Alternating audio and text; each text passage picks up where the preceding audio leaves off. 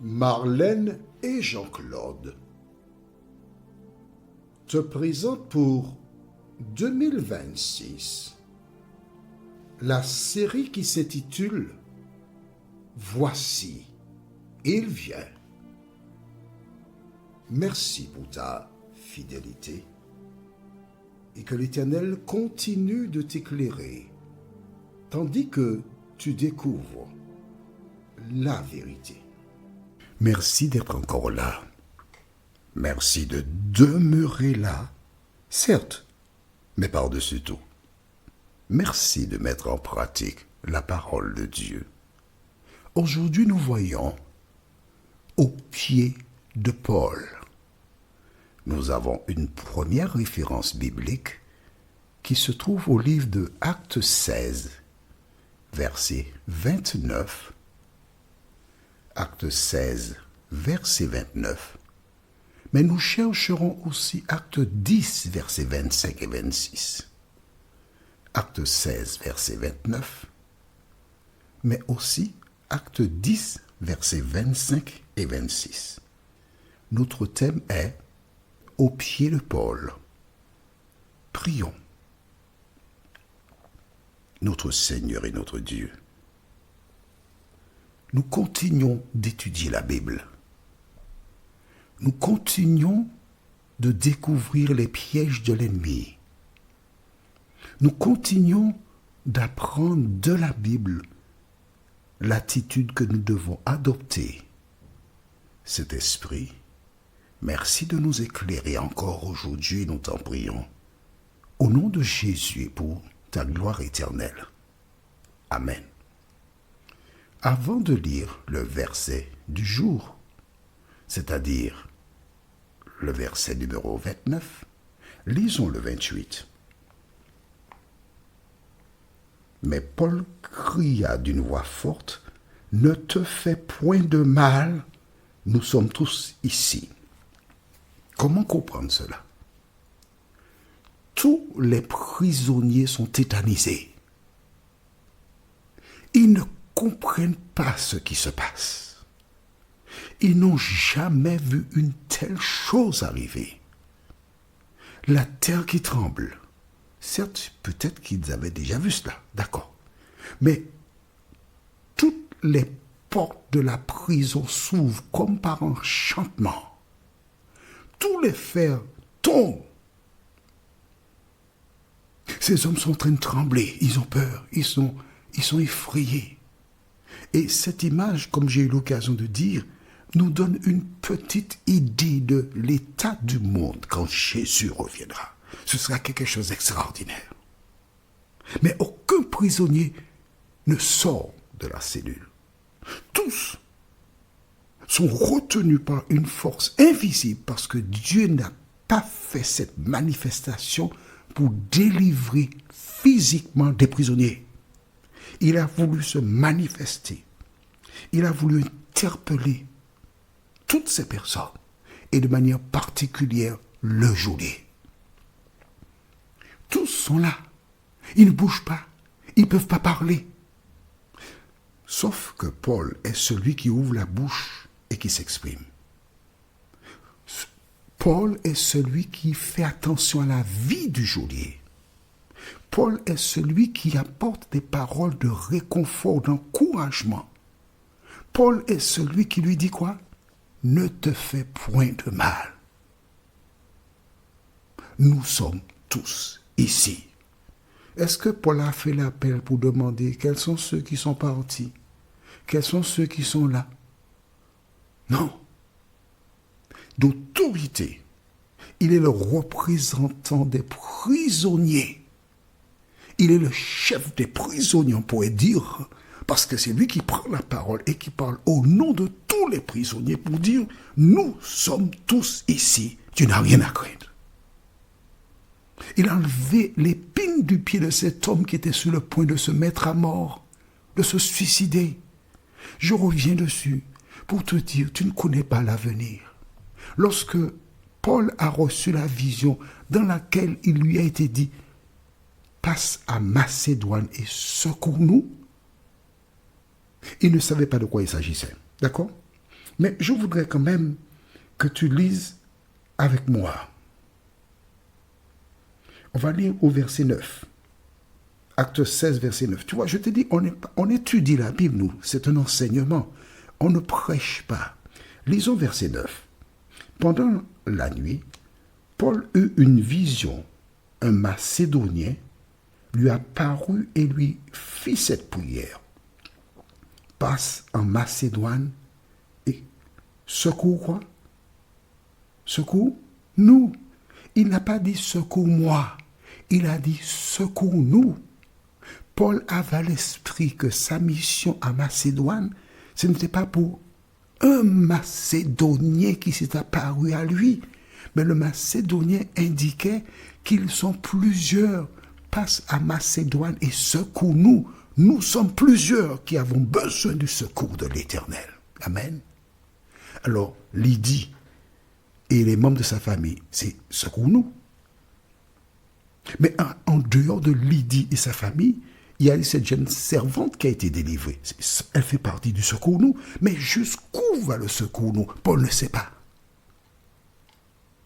Mais en entendant ce récit jusqu'à présent, nous réalisons que tous les prisonniers qui étaient là dans cette prison, qui ont vécu cette expérience, eux aussi, ils sont interpellés. Eux aussi ont été en contact avec la grâce divine. Et à leur tour, toutes les personnes qui viendraient les voir, ils vont certainement raconter ce qui s'est passé là. C'est deux hommes qui parlaient de Jésus de Nazareth. Voilà ce qui s'est passé. C'est secours-nous toujours, mais ce n'est pas suffisant. En disant aujourd'hui, nous sommes tous ici, il est venu à son secours. Il l'a empêché de se suicider.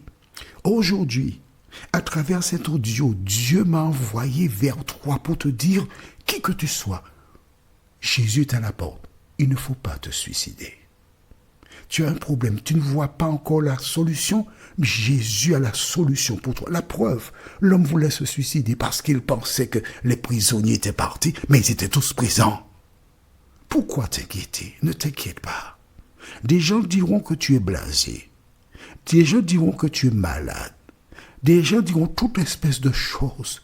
Mais je t'assure que toutes les fois qu'une personne rencontre un problème, l'Éternel a la solution. Il te suffit de croire en lui faire confiance et de compter sur sa promesse. Lorsque l'homme entend cela, que fait-il? Nous lisons donc la référence de ce jour dans Acte 16, verset 29. Acte 16, verset 29. C'est magnifique de connaître le Seigneur, pas vrai? Alors le geôlier, ayant demandé de la lumière, entra précipitamment et se jeta tout tremblant aux pieds de Paul et de Silas. On s'arrête ici. Il a demandé de la lumière, vite, vite, vite, vite. On lui donne la lumière. Il est entré et il a fait quoi? Il est entré précipitamment pour se jeter aux pieds de Paul et de Silas. Amen. Il n'a pas été vers les autres prisonniers. Pourquoi? Parce qu'il s'était renseigné sur le compte de ces deux hommes. Il savait qu'ils parlaient de Jésus. Il savait que c'était injustement qu'on les avait jetés en prison. Il savait que l'Éternel était avec eux. Il savait qu'ils chantaient. Il savait qu'ils priaient. Et parce qu'ils chantaient et qu'ils priaient, l'Éternel s'est manifesté. La prison a tremblé. Les portes se sont ouvertes. Il avait la démonstration, la preuve que ces deux hommes sont effectivement des serviteurs du Dieu vivant. Amen. Ils n'ont pas eu besoin d'aller dire aux gens, nous sommes des serviteurs du Dieu vivant. Dieu l'a démontré. Mais tu as noté? Est-ce que tu as noté avec moi? Qu'est-ce qu'il a fait? Il a été se jeter aux pieds de Paul et de Silas. Il s'est prosterné. Alors, si tu as vu des films romains, tu as certainement eu l'occasion de voir que chaque fois qu'on venait devant un supérieur, il mettait un genou par terre pour reconnaître que cette personne est supérieure, que c'est un pouvoir. Allons maintenant dans le livre de Actes chapitre 10. Oui, tu es en train d'apprendre, d'étudier la Bible. Parfois, certaines personnes sont tentées de se mettre à genoux devant un dirigeant religieux, un pasteur ou autre. Lisons au livre de Actes chapitre 10, les versets 25 et 26. Lorsque Pierre entra, Corneille, qui était allé au-devant de lui, tomba à ses pieds et se prosterna. Mais Pierre le releva en disant, « Lève-toi, moi aussi, je suis un homme. » Vois-tu, c'était une pratique. Cet homme, c'est qui? Il s'appelle Corneille. Il faudrait lire. Bon, je lis, lisons. Même chapitre 10, verset 1, parce qu'il y a des personnes qui n'ont pas leur Bible, malheureusement. Il y avait à Césarée un homme nommé Corneille, centenier dans la cohorte dite italienne. D'accord? Centenier, donc il avait 100 soldats sous sa responsabilité. Le geôlier, c'était encore un Romain. Donc leur pratique, c'était de se mettre à genoux devant des supérieurs ou des gens qu'ils reconnaissaient comme étant plus importants qu'eux. Mais Pierre a dit là, ne fais pas ça, je suis un homme comme toi. Je te rappelle encore, tu ne dois pas te prosterner devant aucune personne, seulement devant l'Éternel des armées. Notre prochaine étude s'intitule « Que faut-il ?» Un verset, acte 16, verset 30. Acte 16, verset 30. La suite. En fait, nous continuerons toujours le même chapitre, des versets qui se suivent. Tu vois, verset après verset. Prions. Notre Seigneur et notre Dieu, merci pour la parole. Merci pour la puissance de la parole. Merci de nous rappeler une fois de plus que quels que soient les problèmes que nous rencontrons, Jésus a dit « Je suis avec vous tous les jours jusqu'à la fin du monde ». Merci de nous aider à ne pas perdre courage. Merci de nous aider à garder la foi. Cet esprit, aide-nous à appliquer l'expérience de ces deux hommes dans nos vies, nous t'en prions. Au nom de Jésus et pour ta gloire éternelle. Amen.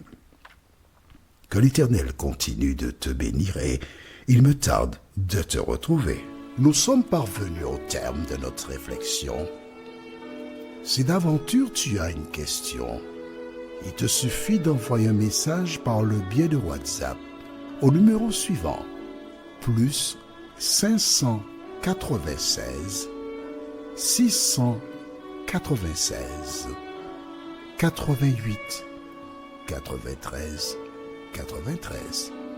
Et alors Jean-Claude, moi, je me ferai un réel plaisir de répondre à ta question.